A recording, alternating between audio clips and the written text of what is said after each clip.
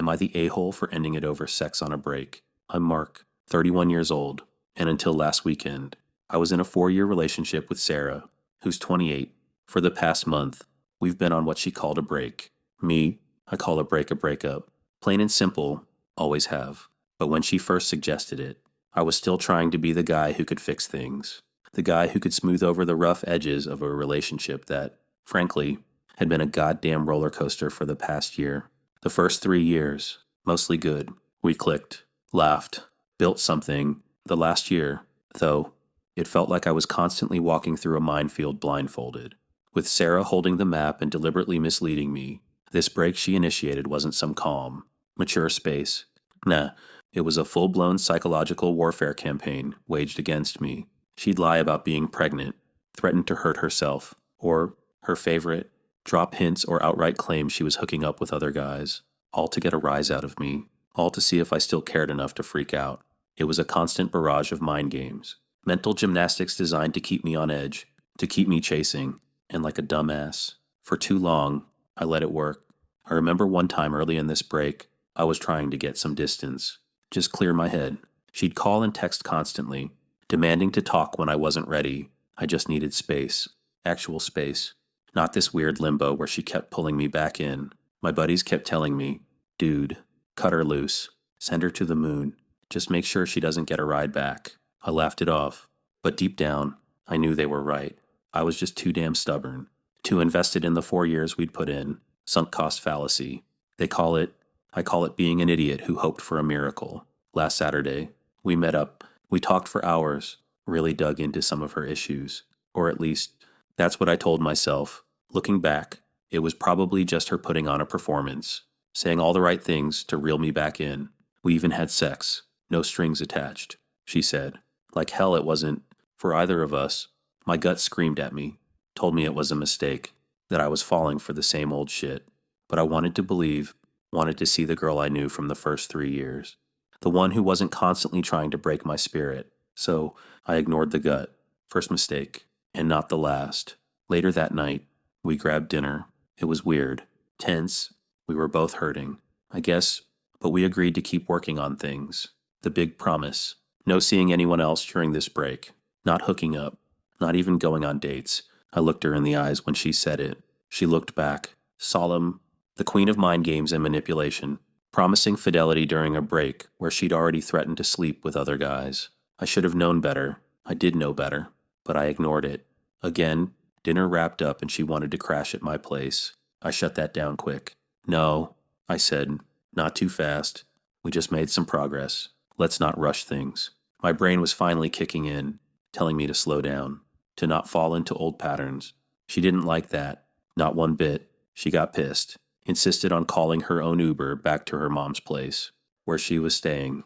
The shift in her demeanor was immediate, like a switch flipped. 1 minute we're on the path to reconciliation, the next she's steaming because she didn't get her way. I should have seen the writing on the wall then, the storm brewing. But I just figured, hell, maybe she's just tired. Maybe she's really trying. Hope's a dangerous drug. Marital and betrayal Sunday morning. The next day, my phone buzzed. A text from Sarah. My stomach dropped as I read it. She'd slept with another guy the night before. Said she'd Ubered from our dinner straight to his place. To twist the knife, she sent a screenshot of an Uber receipt from his place back to her mom's that morning. My blood ran cold. The promise. The conversation. The sex we'd had the day before, all of it meant nothing. It was a punch to the gut. A cold, hard slap of reality. This was her, punishing me for saying no. Her mind games. Her mental gymnastics. Weaponized for maximum impact. Then, yesterday, she backtracked. Said she actually went to a female friend's house. Classic, more mental gymnastics. More trying to confuse me, to make me doubt my own sanity. This morning, back to the original story, another guy, sex, then, an hour later, another message. She went to his place, but they stopped short of hooking up. 3 different versions of events in less than 48 hours. What the hell was I supposed to believe? How was I supposed to feel? My head spun. Technically, I guess it wasn't cheating. We were on a break, right? But it hurt. It absolutely shredded me that she was talking to some other dude, arranging to do whatever they did, while we were sitting across from each other at dinner, making promises. It hurt that she broke her word within an hour of giving it. This is who she is. I finally realized this is her pattern. The constant chaos, the emotional whiplash, the total disregard for my feelings. That was it. The dam broke. I told her I never wanted to speak to her again, and she, in her infinite wisdom, truly believed she did nothing wrong. We were technically single. She argued, "You're overreacting." This woman, who was basically my wife, telling me my feelings were irrelevant. It was infuriating. My buddies, bless their souls, were a mix of tough love and support. My phone blew up with texts and calls. Not the a-hole, Mark, but my God. "Man," one of them said, "you're 31. You should be able to spot crazy from a mile away." He was right. It's one thing to be 19 and naive, but at 31, I'd been through enough to know better. This wasn't my first rodeo, but I'd let myself get caught up in the emotional churn again. Another friend, Dave, called me an a-hole to myself. "Why the hell are you putting yourself through this?" "Men, what makes you think staying with someone who threatens self-harm or sleeps with other dudes when things don't go her way is a good idea? There are a bazillion other fish in the sea. Find one, or stay single, but don't subject yourself to her bullshit anymore." Dave's a straight shooter. Always has been. His words hit hard, right where they needed to. He was talking about the self-harm threats, the emotional blackmail she'd used so often. It was pure wacko behavior, and I'd tolerated it. Then there was Mike. "You're the a-hole for not breaking up sooner. You need therapy, dude, because you must really hate yourself to willingly stay in that situation. Pick yourself up, dust yourself off, and finish taking out the trash. You're almost there. Just make this break a permanent breakup." His words stung, but they were true. I had allowed myself to be dragged into her personal hell, let her drain my energy, my peace of mind. The best one came from my old man. Actually, not directly, but in a text he sent me after I told him what happened. He just wrote, "Sex on a break, especially when you agreed not to, means it's over. Period." Saying technically wasn't cheating doesn't mean a damn thing if one person feels hurt and resentment. Those feelings don't just turn off. It'll cause problems if you try to get back together. And this, "we were on a break so I did nothing wrong" line, classic manipulation. She's trying to make your feelings your problem. You're entitled to how you feel. He knew. He'd seen it before, probably with his own buddies over the years. It also doesn't matter if you don't want to end it over sex on a break. He continued. End it over her lying, which she did 3 different times. End it over her getting angry and storming out when you wouldn't sleep with her, or any of her other charming qualities you've described. He was right. It wasn't just the sex on the break. It was the pattern, the constant lying, the manipulation, the emotional blackmail, the disrespect. It was a complete lack of accountability on her part, always shifting blame, always playing the victim when she faced consequences for her own actions. She was a master of using therapy speak to justify her selfish behavior. "I'm setting boundaries," she'd say, meaning she was doing whatever the hell she wanted. Or, "You're making me feel unsafe." If I ever dared to question her, it was a never-ending cycle of her prioritizing social media validation and external attention over the actual relationship. I was just there to provide, to protect, to absorb her chaos, and to take her back when she decided she wanted me again. I had made so many mistakes, ignoring the initial red flags because I was attracted to her, believing I could fix her, thinking I was somehow different, that I could handle her where others had failed, giving her one more chance after one more chance, defending her to my friends who saw right through her act, taking her back after previous breaks where she'd hinted at seeing other people. The sunk cost fallacy had me by the balls. 4 years. Man, 4 years invested, but only 1 year of true hell. I remember the physical toll it took. Sleepless nights staring at the ceiling, my mind replaying her latest dramatic stunt. My appetite was shot.